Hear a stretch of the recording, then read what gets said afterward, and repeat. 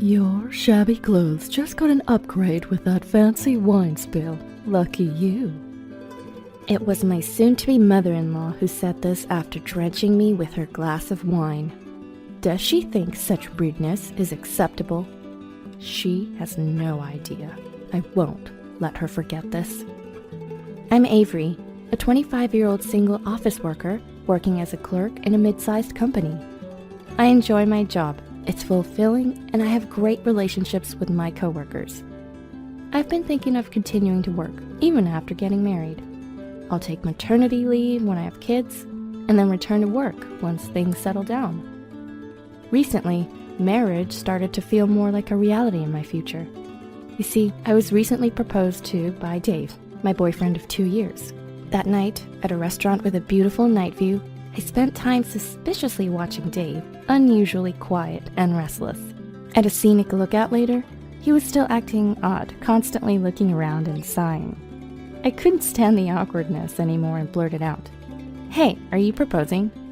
You know, after 2 years together, you just know these things. I'll never forget the look on his face at that moment. He turned red as a tomato, moving his mouth like he wanted to say something. I thought he might pass out from lack of oxygen. I told him, "Take a deep breath."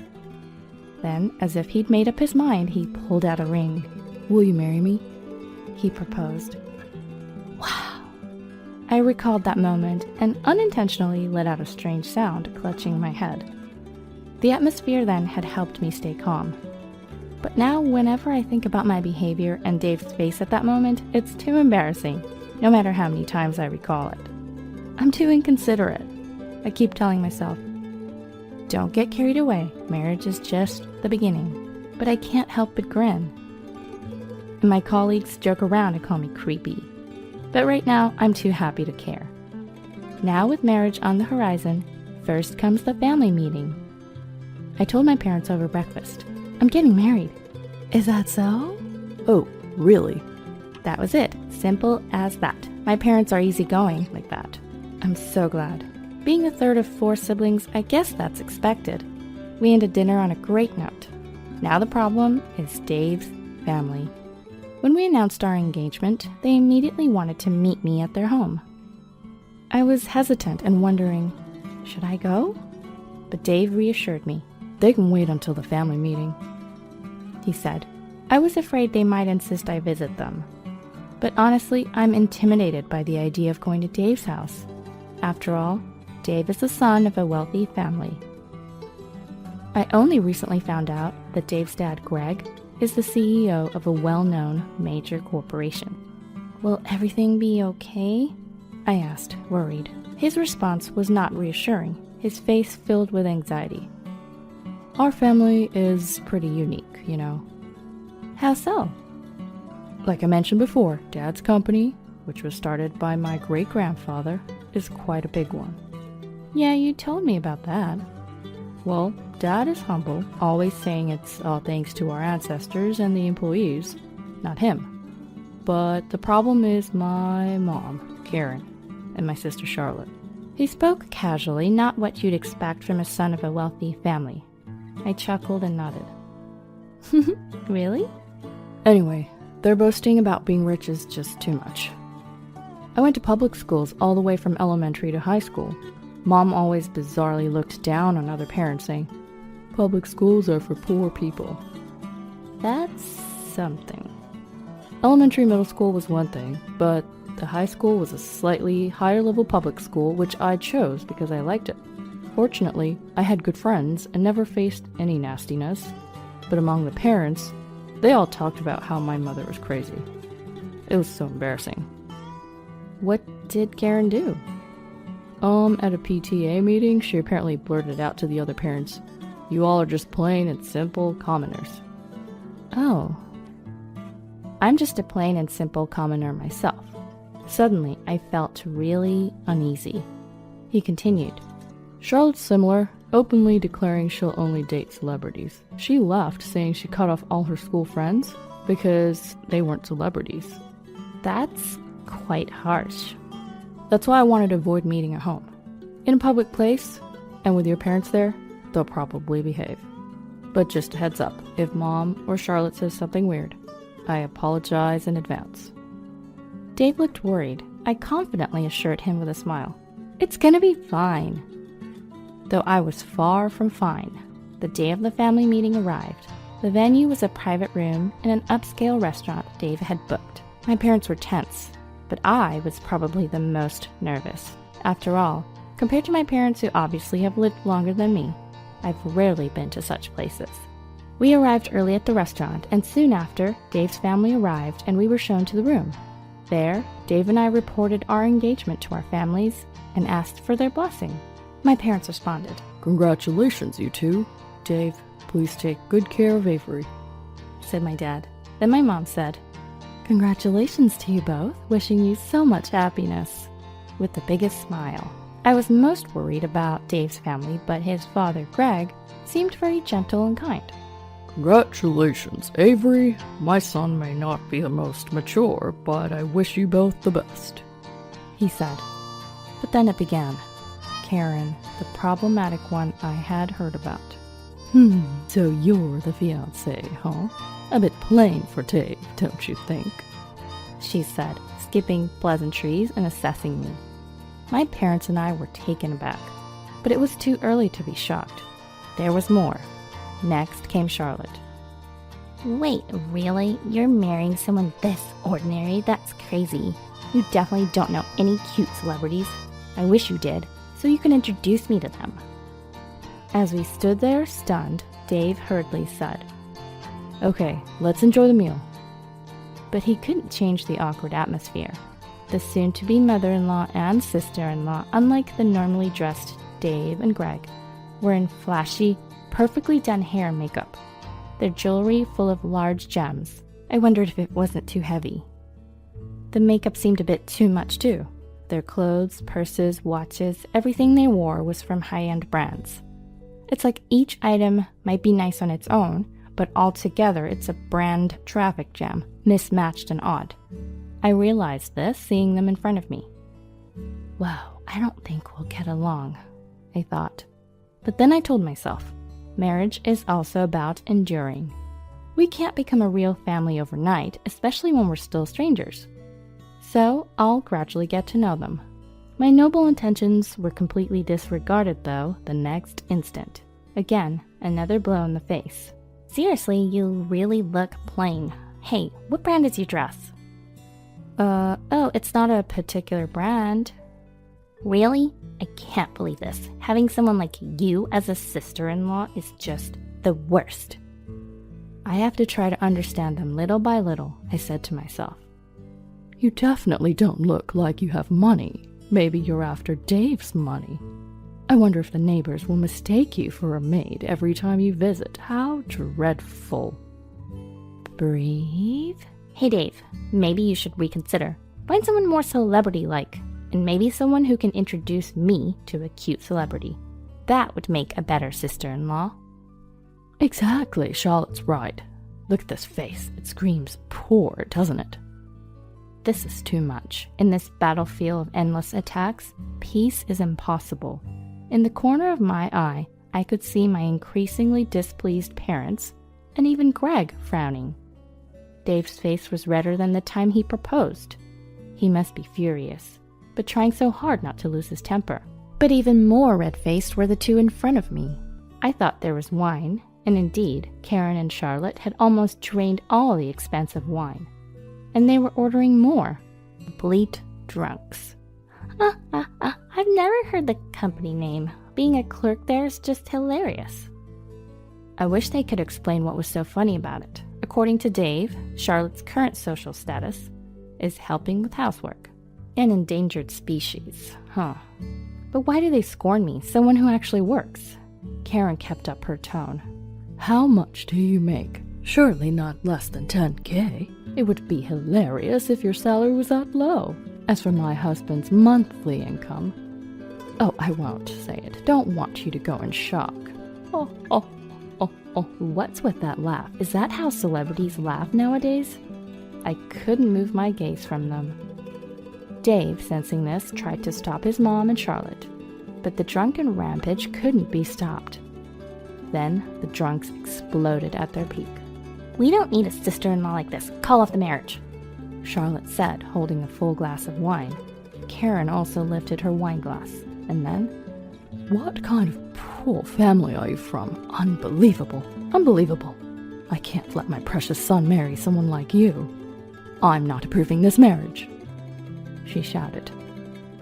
"What?" I exclaimed in surprise. Right after, I felt something drip from my hair. "Huh?" It was wine. Karen and Charlotte had thrown wine at my face. The scent of wine spread throughout the room, followed by a deafening silence. After that silence, "Cool. Look, Avery, your cheap clothes now look fancy, thanks to the high-end wine. Lucky you." Oh, that's true. Such a waste to use expensive wine on a gold digger like you. The laughter of Karen and Charlotte filled the room. "What are you doing, you two?" Dave slammed the table, his face bright red, but the two nonchalantly continued drinking. "How rude of you two! Apologize to Avery!"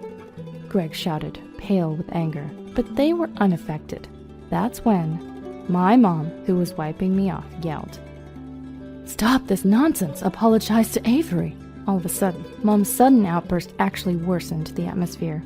After an uncomfortable silence, my dad put his hand on my shoulder. "Let's go home, Avery. We'll talk about what to do next with Dave later." Yeah, I couldn't stay there any longer. Looking at my wine-stained dress, I felt like crying. "Avery, sorry. I'm so sorry about..." Dave began to apologize, but his words were drowned out. "Ha! Leave already. Poor commoners should go home," Charlotte said. The moment I heard that, my dad, who was pulling me, stopped and slowly turned around, stared down with a fierce gaze. Charlotte's face showed a hint of panic. That's the kind of presence my dad has, not allowing any backtalk. "What's wrong? Got something to say?" she retorted, not backing down. To her, Dad chuckled and said, "This is more of a warning or advice. Not that you'll believe it, but I'll say it anyway." "What?" "Do you know how much resentment you've accumulated from people around you?" "Huh? What are you talking about?" "I can sense a lot of nasty spirits gathering around you two. Whether they are living spirits or thoughts, I don't know. But you're surrounded by something dark." "Huh? What are you talking about? Don't make up crap like that. You think I'd believe that?" "I'm not asking you to believe me. When something unusual happens, then you'll feel it's convincing. That's all." "Something unusual?" Charlotte panicked while Dad continued. "I can't tell if it'll be an illness or some misfortune, but the results will show soon enough. I've saved many people with this ability of mine. I know many who regretted not listening to my advice and came crying later. Now, let's see what will happen to you two." If it were just those words, Charlotte and Karen wouldn't have believed him.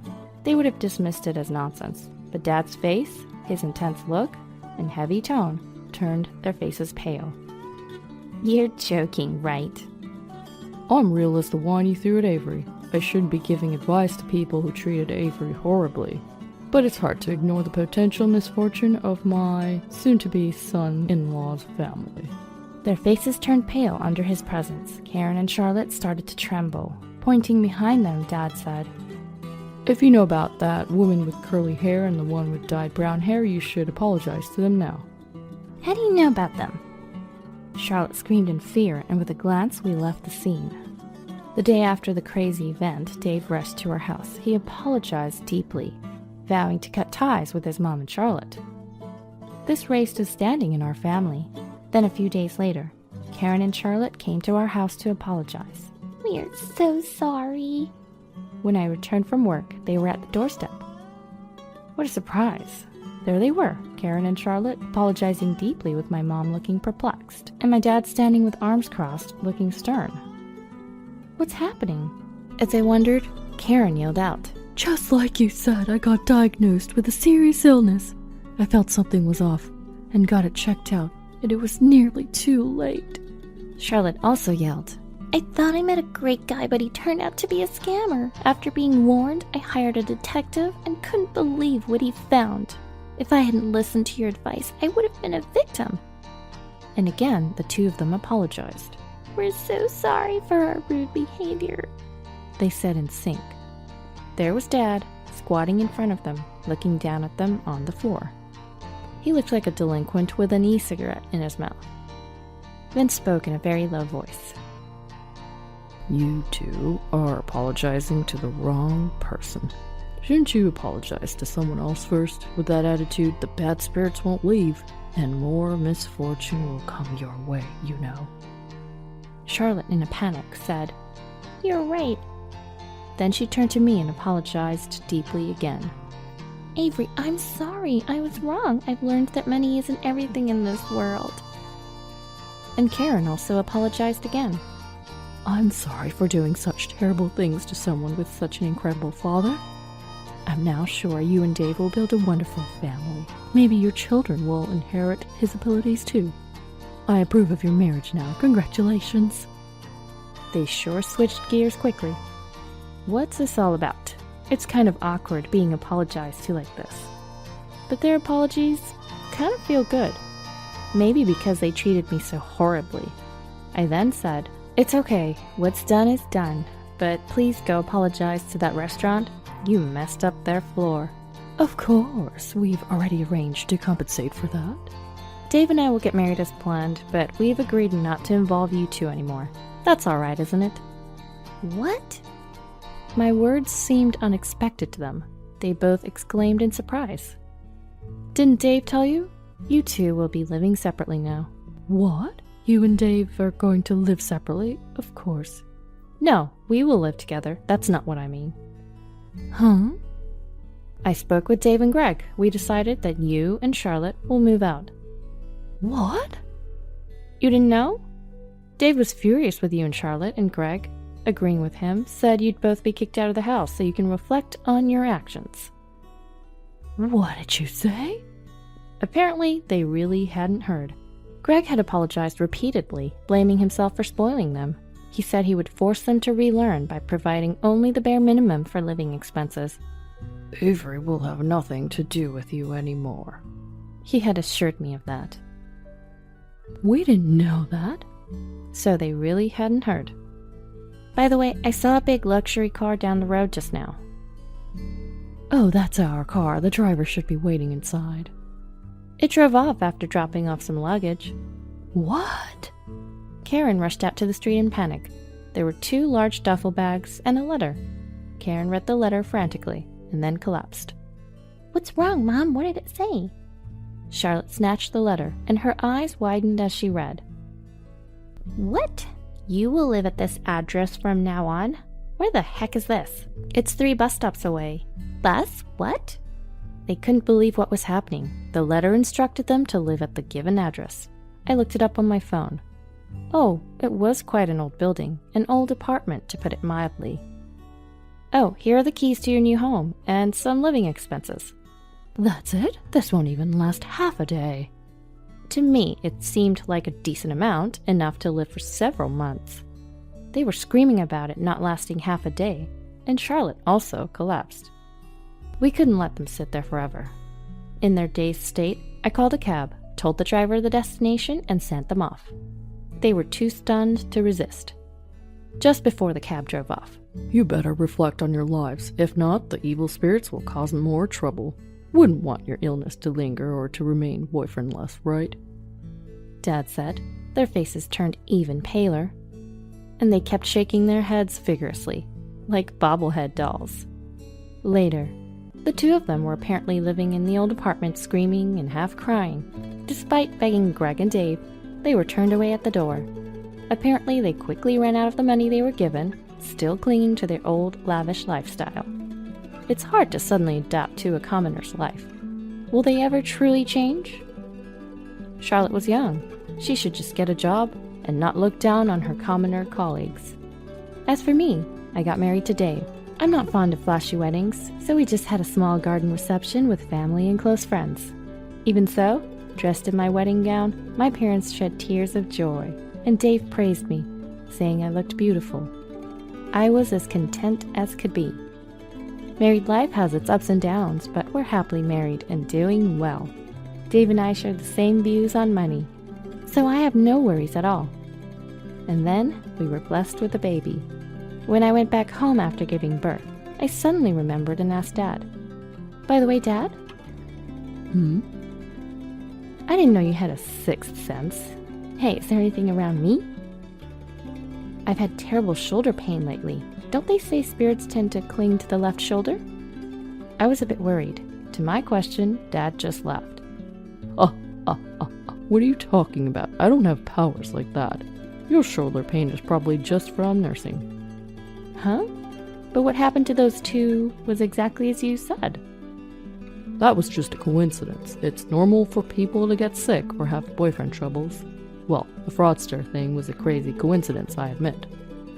"Really? But at the restaurant you mentioned a woman with curly hair and one with dyed brown hair, and they seemed to know what you meant." Then, as if he couldn't hold it in anymore, Dad burst out laughing.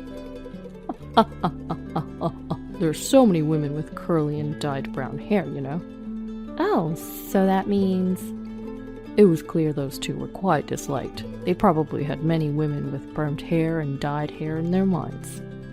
I was stunned to see Dad laughing so hard, and the baby in my arms was smiling like an angel, seemingly amused